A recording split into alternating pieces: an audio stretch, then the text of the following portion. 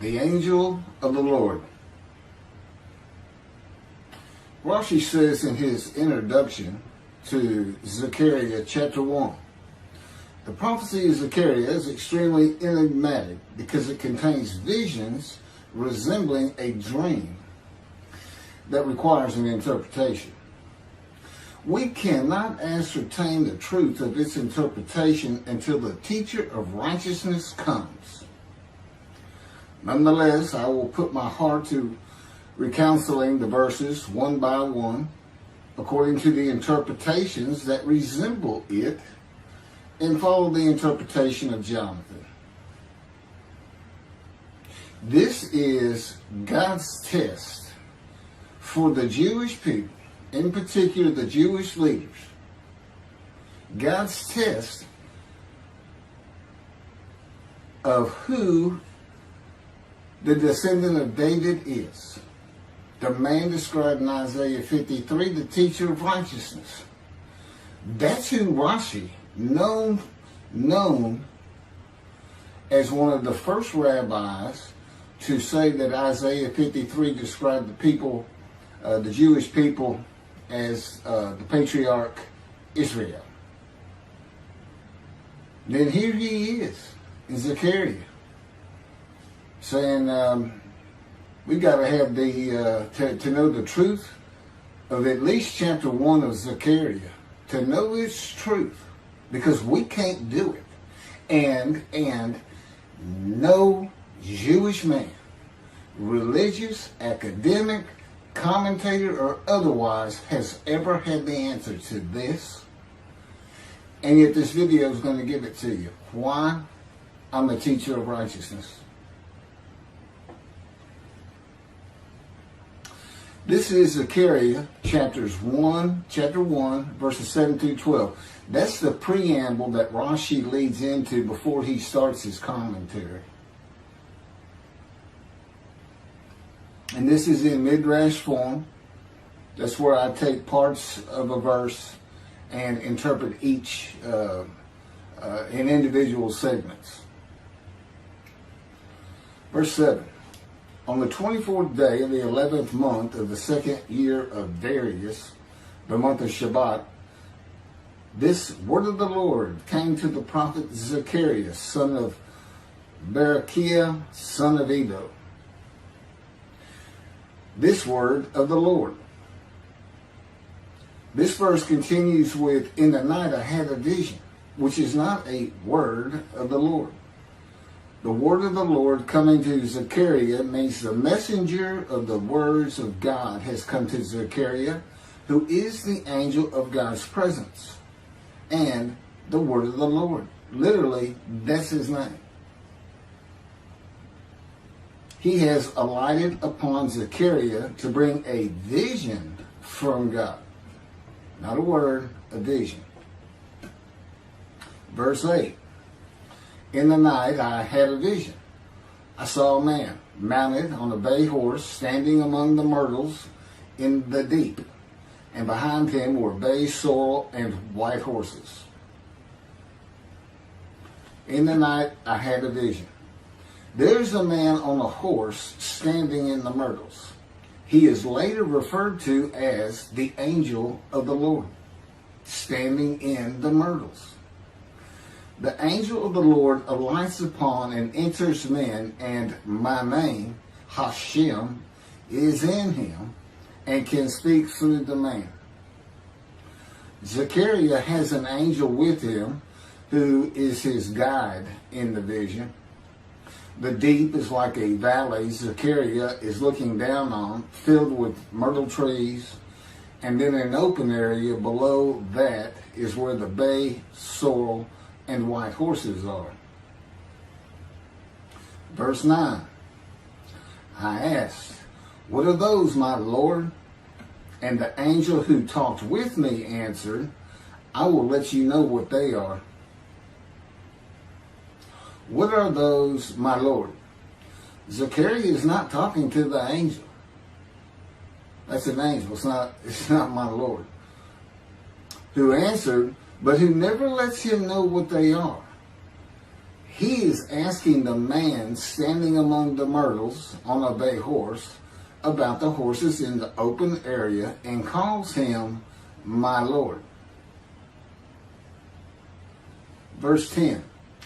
Then the man who was standing among the myrtles spoke up and said, these were sent out by the Lord to roam the earth. Then the man who was standing among the myrtles spoke up and said, again, this is midrash form. Okay, so the man standing in the myrtles answers the question of Zechariah, not the angel who is with Zechariah. Verse 11, and in fact, they reported to the angel of the Lord, who was standing among the myrtles. We have roamed the earth and have found all the earth dwelling in tranquility. And it's just like a dream. We have horses talking. You know, there could have been birds. Anything that can go far and go a long ways out and then come back. In this case, for this story or for this dream that was given Zechariah, it's horses. And in fact, they reported to the angel of the Lord.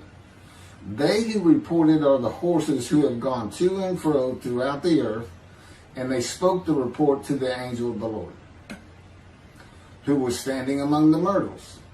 The angel of the Lord, who was standing among the myrtles, has alighted upon and entered the man standing amongst the myrtles. The angel of the Lord is using this man as his visible presence. You cannot see the angel of the Lord. Just as he once used a burning bush for his visible presence, and God spoke through him to Moses. Not just as his visible presence, he also used the man to say, these were sent out by the Lord to roam the earth. In other words, it sounded like the answer was coming from this man. But it's coming from the angel of the Lord, and God is in that angel, his presence. Because that's the angel of his presence. You can find that in Isaiah chapter 63. I don't recall the verse. I never see anything on the angel of his presence. Wherever God's presence is, the presence that enters the temple, I never hear any mention of the angel that has to be with him. Why? It's the angel of his presence, who is the angel of the Lord. Yeah, I believe, and I'm not certain about this, but I've heard it at least one or two times, and that is Christianity believes the angel of the Lord is Jesus Christ. Thereupon the angel of the Lord exclaimed, O Lord of hosts, how long will you withhold pardon from Jerusalem and the towns of Judah, which you placed under a curse 70 years ago? Thereupon the angel of the Lord exclaimed. Okay, so the angel of the Lord exclaimed through the man. Zechariah heard the words come from the man standing in the myrtles. It is the only way Zechariah could have heard the words. The angel of the Lord can only speak to the man he has alighted upon. Ezekiel describes this as, a spirit entered into me and set me upon my feet, and I heard what was being spoken to me. O Lord of hosts, how long will you withhold pardon from Jerusalem and the towns of Judah, which you placed under a curse 70 years ago? The following verses are from the book of Isaiah regarding this curse. Isaiah chapter 43, verse 2. So I profaned the holy princes. I abandoned Jacob to proscription and Israel to mockery. That, of course, is God speaking. The profaning of the holy princesses is God's prophecy of the banishment of King Jeconiah and all his offspring from ever ruling over Judah and Jerusalem again. The line of the kings of Judah ended. The line described king by king in the first book of the New Testament of Christianity. the line of Jesus. The abandonment and mockery are God's prophecy that the northern kingdom and the southern kingdom of the Israelites would be defeated and deported from the promised land. Isaiah witnessed the deportation of the northern kingdom, but the deportations of the southern kingdom were many years after his death. This is chapter 43, verses 5 through 7. Fear not, for I am with you. I will bring your folk from the east, will gather you out of the west. I will say to the north, give back, and to the south, do not withhold. Bring my sons from afar, and my daughters from the end of the earth, all who are linked to my name, who I have created, formed, and made for my glory. Okay, this is God's prophecy that all the tribes of Israel would return from the Assyrian deportations of the tribes east of the river Jordan, that were Reuben, Gad, and the half tribe of Manasseh, and all the tribes of the northern kingdom deported by Assyria, defeated and deported, and the Babylonian deportations of the southern kingdom. It is a prophecy that is specific to the Assyrian Babylonian exiles. This prophecy was fulfilled according to the books of Ezra and Nehemiah and their account of all 13 tribes returning to the southern kingdom of the lands of Benjamin and Judah. Jerusalem is within the lands of Benjamin, and his lands are considered part of the kingdom of Judah, since that is where the kings of Judah rule from. 10 tribes being lost and not returning is a myth. When the 7th month arrived, the Israelites being settled in their towns, the entire people assembled as one man in Jerusalem, as the man Israel, all of them. When the people Israel gather as one man, it is all 12 tribes who were allotted lots of the promised land, and the Levites, they did not receive a portion. They were allowed to go from lot to lot, tribe to tribe, and everybody was supposed to take care of them. The Levites, that would be Levi, the son Levi, the priestly tribe without an allotment of the promised lands. Judahites and Benjaminites alone are not Israel, though all references to Israelites would include them. All of Israel had returned together to Jerusalem and Judah, mindful of the imported Gentiles in the northern kingdom, imported by the Assyrians, many of whom tried to stop the building of the second temple. This is why everybody returning, all 13 tribes, all went to Judah.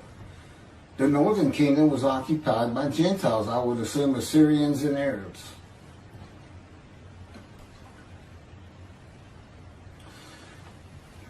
This is 1 Chronicles chapter 9, verses 2 and 3. The first to settle in their towns on their property were Israelites, priests, Levites, and temple servants, while some of the Judahites and some of the Benjamites and some of the Ephraimites and Manassesites settled in Jerusalem. That would be Ephraim and Manasseh.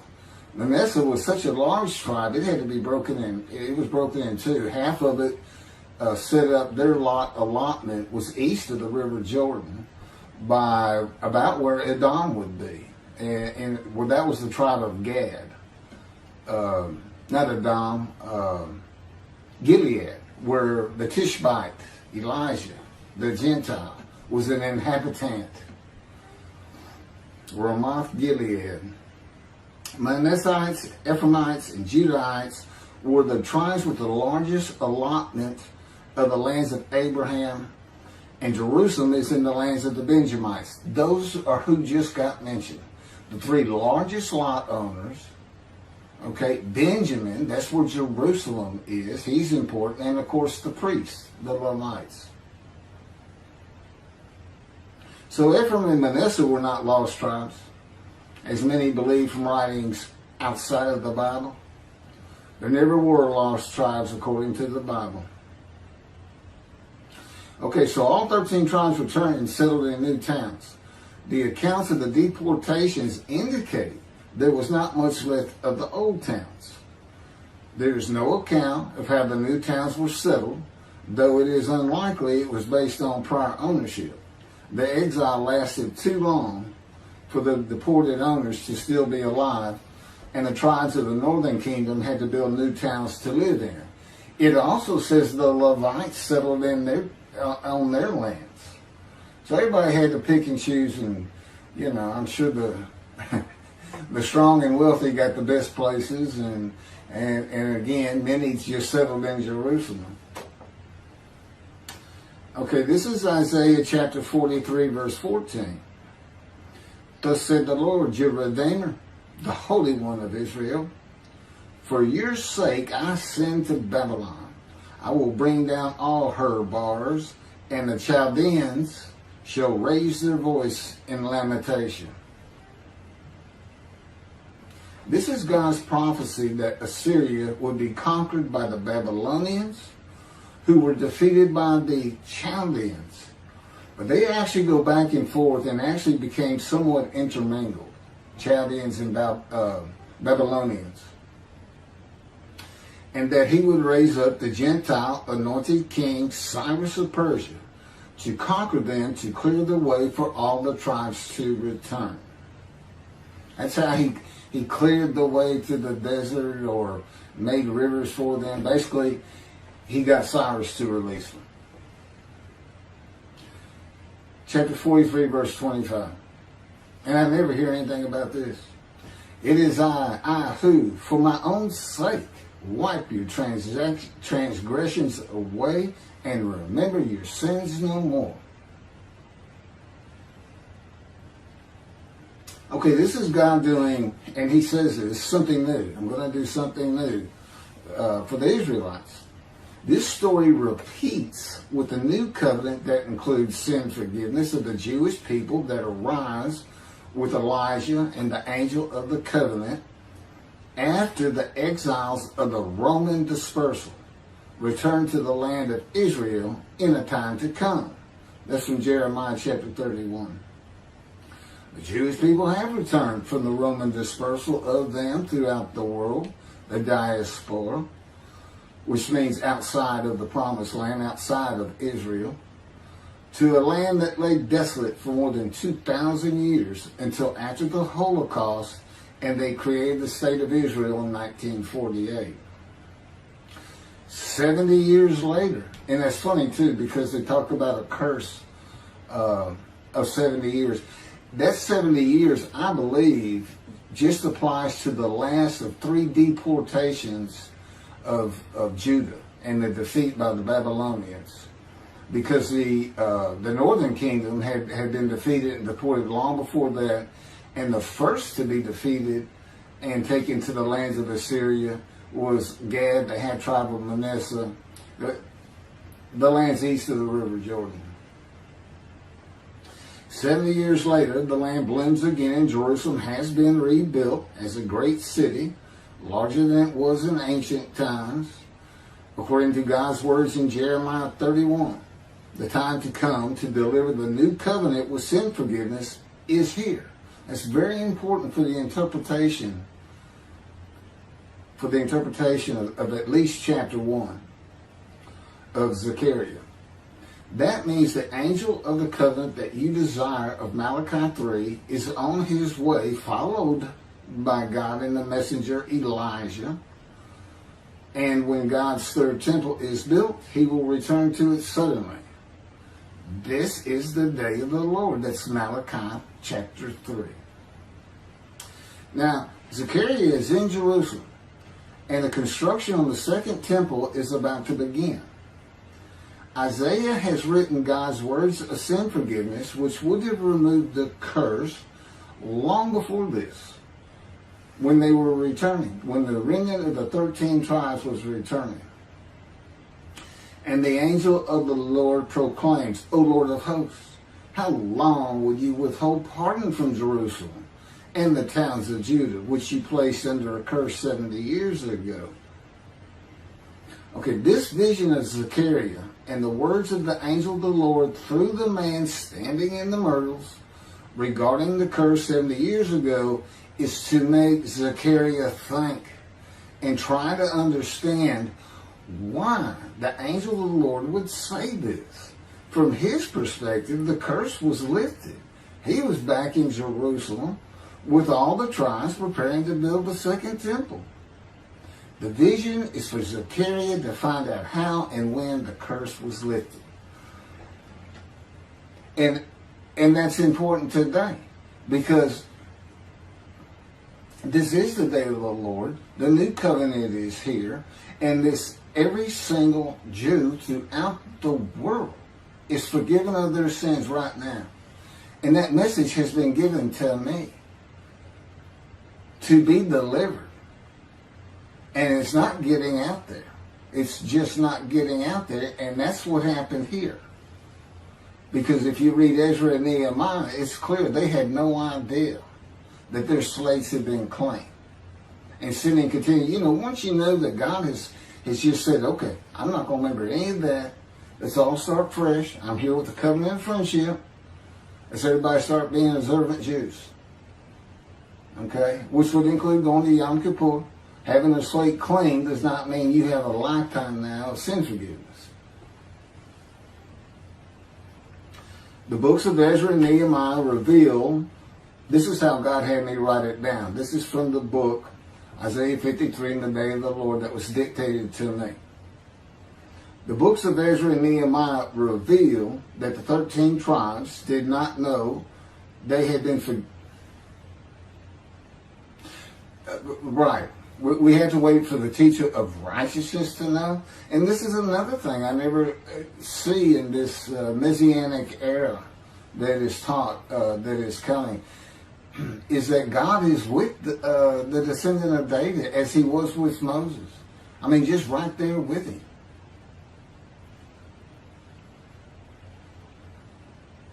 The books of Ezra and Nehemiah reveal that the 13 tribes did not know they had been forgiven of their sins to be a holy seed in the building of the second temple. If people know they have been forgiven and have a clean slate from past transgressions against God and his laws, they are more likely to stop their sinful ways and abide by his laws in the future.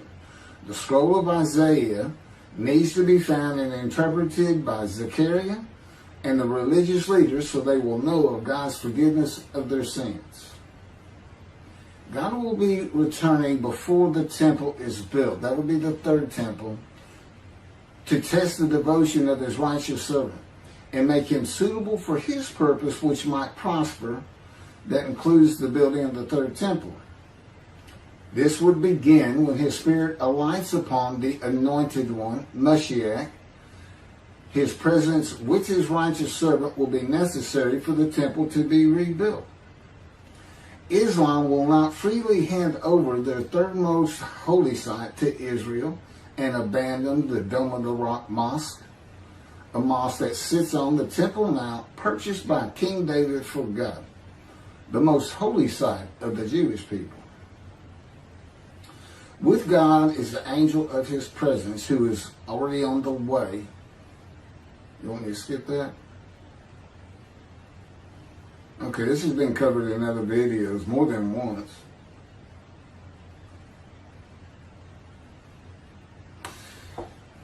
The prophet like Moses will have other similarity to Moses beyond writing God's words at his command and direction. As this was written, at God's command and direction, I typed those words. To the greatest degree possible for any human being, Moshe's identity and existence became one with the Creator. Now that's who you're looking for when you say the prophet like Moses.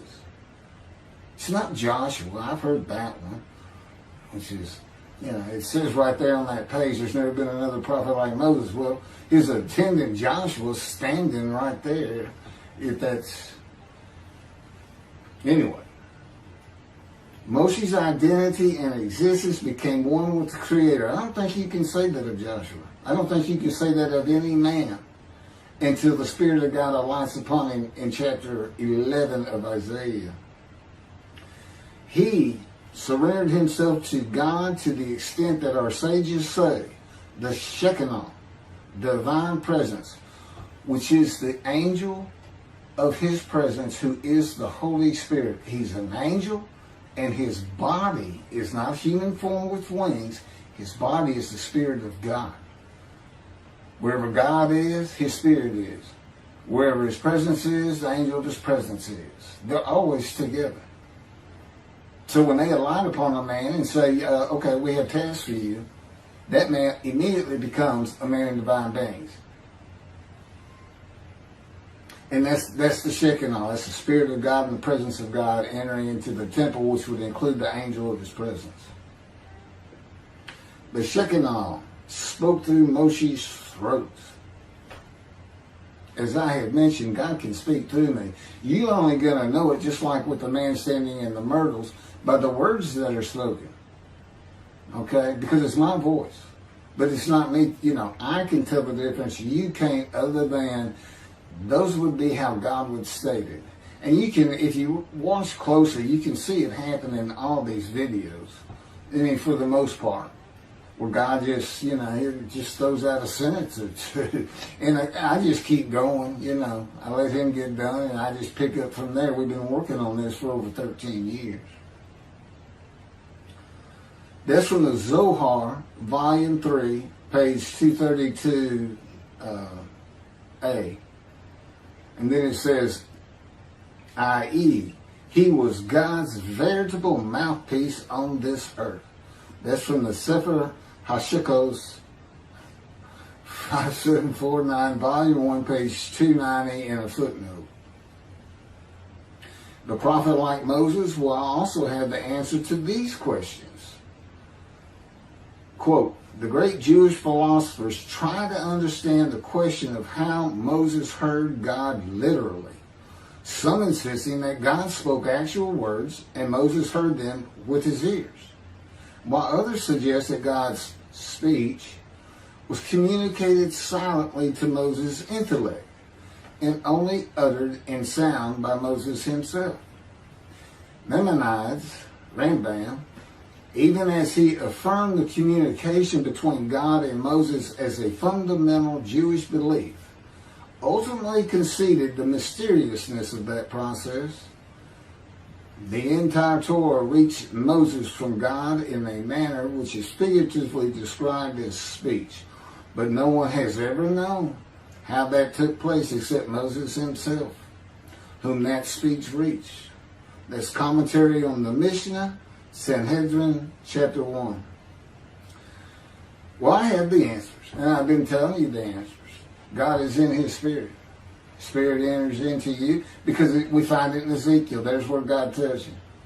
God was telling Ezekiel, Ezekiel, get up on your feet. Ezekiel says, at that very moment, a spirit entered into me, and I could hear the words of God. There it is. When he enters him. Now, he's not hearing that through his ears. There's the first question answered. It's not to your ears. And there is a silent knowing. That's what we call it, what God has taught me.